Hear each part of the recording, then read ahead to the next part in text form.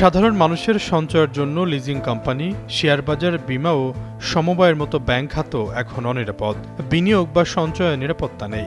হাতে গোনা কয়েকটি ব্যাংক ছাড়া বেশিরভাগে টাকা রাখলে মুনাফা তো দূরের কথা, আসল ফেরত পাওয়া নিয়েই শঙ্কা বেড়েছে। বাংলাদেশ ব্যাংকের তথ্য অনুসারে বর্তমানে দেশের ব্যাংক খাতে খেলাপি ঋণ ৫,৫৭,০০০ কোটি টাকা, যা মোট বিতরণ করা ঋণের ৩০.৬০%। এছাড়াও খেলাপি ঋণের প্রকৃত চিত্র আরও ভয়াবহ। বহু ব্যাংক বছরের পর বছর প্রকৃত তথ্য গোপন করছে। হাতে গোনা কয়েকটি ব্যাংক ছাড়া বাকিগুলোর অবস্থা অত্যন্ত ভয়াবহ। ১২টি ব্যাংকের খেলাফি ঋণের হার ৭০%-এর ওপরে উঠে গেছে। অনেক ব্যাংকে আমানতকারীরা টাকা তুলতে গিয়ে ভোগান্তিতে পড়ছেন। ৬২টি ব্যাংকের মধ্যে ৬৬% দুর্বল অবস্থায় রয়েছে। ইতিমধ্যে ২৩টি ব্যাংকে মূলধন ঘাটতি বেড়ে দাঁড়িয়েছে প্রায় ২,৮২,০০০ কোটি টাকা। ফলে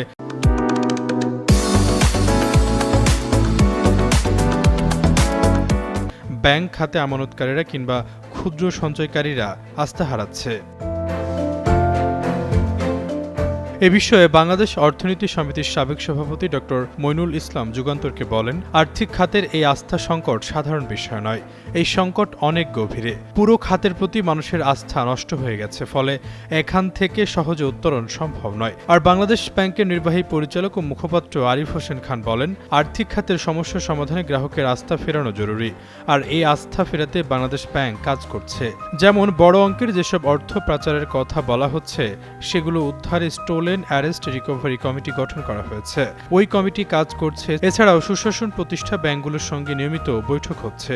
পর্ষদে পর্যবেক্ষণ দেওয়া হচ্ছে নতুন করে। আর যাতে বেনামি ঋণ তৈরি না হয়, সেজন্য সর্বোচ্চ চেষ্টা করা হচ্ছে।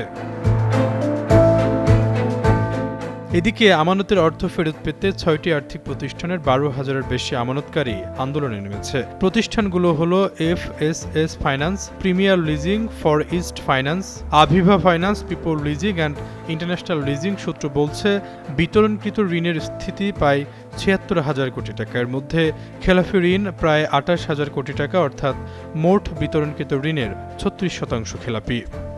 আশরাফুল ইসলাম, যুগান্তর নিউজ।